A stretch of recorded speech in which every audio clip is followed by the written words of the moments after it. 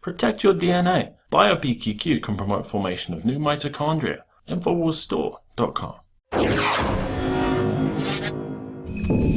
Alex Jones has been sending out a dire warning to anyone who would listen about this dangerous and unprecedented bill that's trying to make its way through Congress, trying to pass it under the cloak of Snowmageddon. This would be a blank check for whomever becomes the next president to declare war anywhere. No geographical boundaries to when, where, for how long they could declare war. And, you know, he's been catching a lot of flack. People say, oh, you're just fear-mongering, you conspiracy theorists. This isn't like that at all. Well, now we have a Democratic senator taking to the Senate floor. This is Senator Chris Murphy. And he said that this resolution is a total rewrite of the War Powers Clause of the Constitution. It is essentially a declaration of international martial law, a sweeping transfer of military power to the president that will allow him or her to send U.S. troops almost anywhere in the world for almost any reason with absolutely no limitations. It's safe to say that this resolution is the wrong way to authorize war against ISIS. The language of this resolution is dangerous and it is unprecedented. The American people want Congress to authorize war against ISIS, but they also want us to make sure that we don't send hundreds of thousands of U.S. soldiers back into the Middle East to fight a war that has to be won first and foremost with regional partners. And they certainly don't want Congress to hand over the power to the president to send our troops into any country, anywhere in the world, for almost any reason. And that's what this resolution would do. And so, of course, this is the exact same thing that Ron Paul was saying last week, that this particular resolution would make the Iraq War authorization of 2002 look like a walk in the park. Now, the Senator Murphy went on to say it gives the power to the president without consulting Congress to deploy U.S. forces in any one of the 61 countries where ISIS has a single sympathizer. And think about that. We are seeing what is happening to Europe and other countries where we're having these refugees, this migrant crisis where all of these ISIS sympathizers are now being placed all over the globe.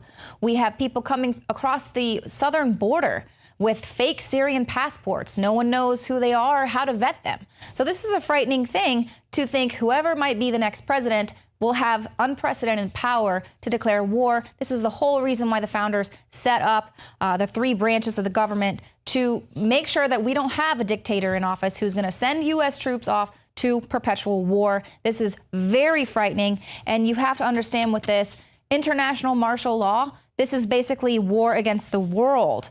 And this is the perfect pattern, the perfect problem reaction solution. We're going to fund ISIS. We're going to drop them weapons. We're going to train them and ship them all around the world. And then we're going to declare international martial law to deal with that. We have the article from Kurt Nimmo today. France declares permanent police state. French Prime Minister Manuel Valls has declared a state of emergency which will last until the total and global war against the Islamic State is completed. Additionally, the French President Hollande has told senior officials that the extension of the measure is possible. Valls said, "We will have to live for decades or for many years with this menace or this threat, and that's why it's a war." And of course, all this came about after the November 13th attacks. And initially, the police had many raids. They had over 2,000 raids and arrested hundreds of people. And, you know, the French people were in a similar state, I guess, to Americans to an extent after 9/11. Many people cheered the policies and initiatives of President George Bush, TSA, Patriot Act, you know, NSA spying, all these other things. And just after a few months of having similar measures in France, it's wearing a little thin. And if you think about the things we have here, things that happened after 9/11, and now these things are still in place. You still have the TSA patting you down at the airport. Initially, they were patting down Muslim military-aged men, and now, since the videos have come out, them patting little schoolgirls, people have an issue with this. So you can't just wait until it comes to you, until the issue comes to you, because you see those anecdotes. They came for the Jews, they came for the whatever, they came for the whatever, and then they came to me, and there's nobody to fight by my side. So when you see this thing come to your door, say, hey, I understand there are threats out there, but you can't sacrifice your liberty for security. Back to you, Leanne. Here, when someone is making such a dire warning, but but at the same exact time continuing to open the borders to people that the governments admit that they cannot vet. ISIS says we're going to be sending 500,000 of our fighters into Europe and just setting off these cells at any time to commit these acts of violence, keep people in a perpetual state of terror. So this is unprecedented here.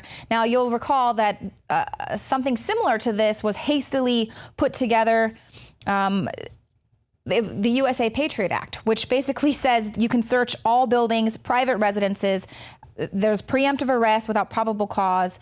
Any individual deemed by French authorities to be suspect or dangerous. And of course, we know from our own experience that this notion is dangerous. It's vague. It can potentially apply to anyone, especially political dissidents. And French citizens were all for this immediately following those terrorist attacks. They were saying, yes, please go ahead, implement this police state. But now they're having second thoughts about it as they're seeing their rights being stripped away. This is Stefan Hughes and Alex Lantier. They say, as if in a slow motion coup d'etat, the ruling elite is moving to transform political life in France, creating an authoritarian regime. Under the state of emergency, public protests are banned. There is no guarantee of freedom of the press or freedom of assembly, and no judicial oversight of arbitrary searches and seizures carried out by police. And we've already seen them banning protests. They can't have any freedom of assembly there. And so already changing the way of life. And in July of last year, one of the U.S. Army's top officers echoed this call that said that the war against ISIS will last 10 to 20 years, probably longer. So the problem, reaction, solution, we're going to create this problem for you and we'll fix it for you with our permanent police state and our perpetual war, which will be everywhere. And so you're now starting to see them preparing the stage for whoever is going to be the next dictatorial president. Congress has been giving away their power, even when with this last election, Democrats were booted out of office. The Republicans that all went in gave the entire fiscal year for 2015 and 2016 over to the outgoing Democratic Party. So they've already been planning this, giving up their power. They don't want to deal with it. So it's pretty frightening. And then now this is coming out of Sweden. Gangs of all-male Moroccan migrant children are taking over train stations there. They're stealing, groping, and beating women. Now this is coming after the fact. We've already seen these integration guides and brochures aimed at explaining how in Western European society, it's, you don't really grope women, even if you think that they're wearing suggestive clothing. You shouldn't poop in the pool, things like that. Well, now, apparently, we have a lot of Moroccan street children who are taking over the train stations there. They're stealing, groping, beating women, and they've got the police on their knees. They don't know how to deal with these little rapey Lord of the Flies gangs that they've got here in these tunnels. And they say that the authorities they're a huge problem for the authorities, and they refuse any help from the Swedish authorities. So people have invited them all in, and that they don't want help. They don't want to stay in the refugee centers. They don't want to stay with the families who are taking these people in. They're in the streets burglarizing, stealing stuff everywhere, according to the authorities, and slapping women when they protest, being groped and raped. So there you go. There's one of the little pamphlets of how not to touch women in the Western world. What is the norm here? But here's what I don't understand is this capitulation for this to people who are so racked with guilt that they capitulate and say, please, it's fine, grope us. Just please don't think that we are xenophobic. We actually have feminist women there in Cologne who are not concerned about protecting the safety of women there. They are actually apologizing by giving migrants roses following the mass molestation that took place on New Year's Eve. They went to the largest refugee center and handed out roses as a gesture against xenophobia.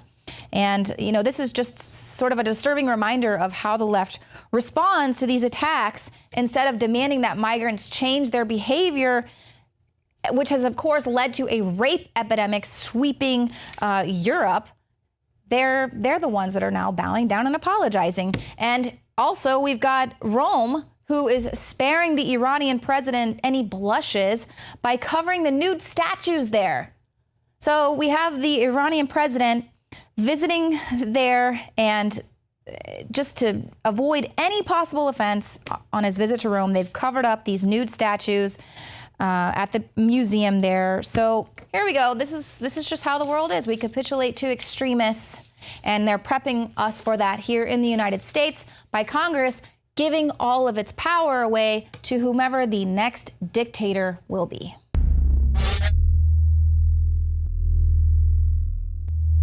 Now that the Bill of Rights have been largely destroyed by our corporatized government, President Obama has decided to go for the meat of the American Constitution. The war powers of the Constitution, Article 1, Section 8, Clause 11 of the United States Constitution, sometimes referred to as the War Powers Clause, vests in the Congress the power to declare war. This resolution is a total rewrite of the War Powers Clause of the United States Constitution. Let's be clear about that. It is essentially a declaration of international martial law, a sweeping transfer of military power to the president that will allow him or her to send U.S. troops almost anywhere in the world for almost any reason with absolutely no limitations. So while the East Coast was buried under record snowfall, Obama's faux Republican minions Lindsey Graham and Mitch McConnell scuttled another dangerous fast-track bill into the halls of the most hated Congress in U.S. history. The legislation makes the unconstitutional Iraq War authorization of 2002 look like a walk in the park. It will allow this president and future presidents to wage war against ISIS without restrictions on time, geographic scope, or the use of ground troops. It is a completely open-ended authorization for the president to use the military as he wishes for as long as he or she wishes. Even President Obama has expressed concern over how willing Congress is to hand him unlimited power to wage war. The Foreign Relations Committee, whose chair Senator Bob Corker suggested that a new authorization for use of military force was unlikely to happen and that President Obama currently has the legal authority he needs. Corker's authority was bypassed by McConnell's treasonous fast track, and Senator Lindsey Graham bleated out to reporters, "If the Democrats don't want to give this to Obama, then stand up and tell me why. There may be some people running for president as Republicans who don't want this. I would be astonished that anybody seeking to be commander-in-chief wouldn't want this power. It would allow the administration to fight the terror group ISIS wherever, whenever, and however, as if the real threat of ISIS was a mystery to the American people. Most Americans are fully aware that our greatest threat lies in Obama's policies regarding immigration. The bill isn't even warm yet, and Vice President Joe Biden is in Turkey cheerleading World War III, presenting both sides of the issue to Turkey and the American people. Our allies in the region were our largest problem in Syria. The Turks were great friends, and I have a great relationship with Erdogan, which I've just spent a lot of time with. They poured hundreds of millions of dollars and thousands of tons of weapons into anyone who would fight against Assad, except that the people who were being supplied were al-Nusra and Al-Qaeda and the extremist elements of jihadis coming from other parts of the world. Following World War II, the United States leadership has continually sought to foment and drive the industrial military complex machine into an unending, unconstitutional state of global war, creating the very enemies Obama's dictatorial powers would seek to suppress. We have finally reached the precipice of the total annihilation of the balance of powers that act as the foundation of our republic. Let's not get involved in constitutional arguments. President Obama is desperately attempting to disarm the public and re-engineer the United States into a lawless military state overseen by corrupt politicians on par with the horror south of our border. John Bound for Infowars.com.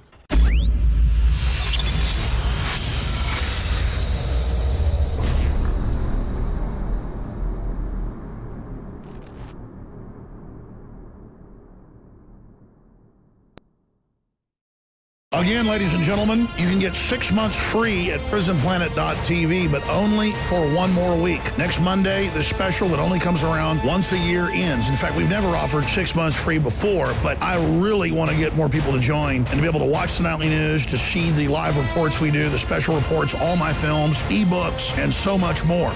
One person can share their membership with 20 people, and you are funding the absolute very leading edge, the vanguard of the resistance to the globalist operation on every front. We have to have our own platform that is harder for them to censor, harder for the system to shut down. prisonplanet.tv. We put out the daily radio show free with the video and audio feeds at Infowars.com/show. But it is the members that get the nightly news exclusively and first, and the commercial-free video podcasts and audio podcasts that are paying it forward and financing and helping so many other people see the truth when we put the videos on Facebook, YouTube, and it's prisonplanet.tv that finances so much of the cameras, the equipment, the crew, the reporters. You are becoming a prisonplanet.tv member. You get exclusive HD, higher quality, get it first, and then you can download it, share it with friends and family, share your passcode with them, your username. It's a win-win, and then you're helping finance to put it out for free to everybody. prisonplanet.tv. Clean, pure drinking water. You can't survive without it. But where do you get it? Alexa Pure Pro is a brand new, groundbreaking, gravity-fed water filtration system that is like no other. The Alexa Pure Pro transforms water from virtually any fresh source into clean, healthy drinking water. Save $20 off the retail price and get free shipping. This is a limited time offer, so order your unit today and receive free shipping and $20 off. Go to InfoWarsStore.com or call 888-253-3139.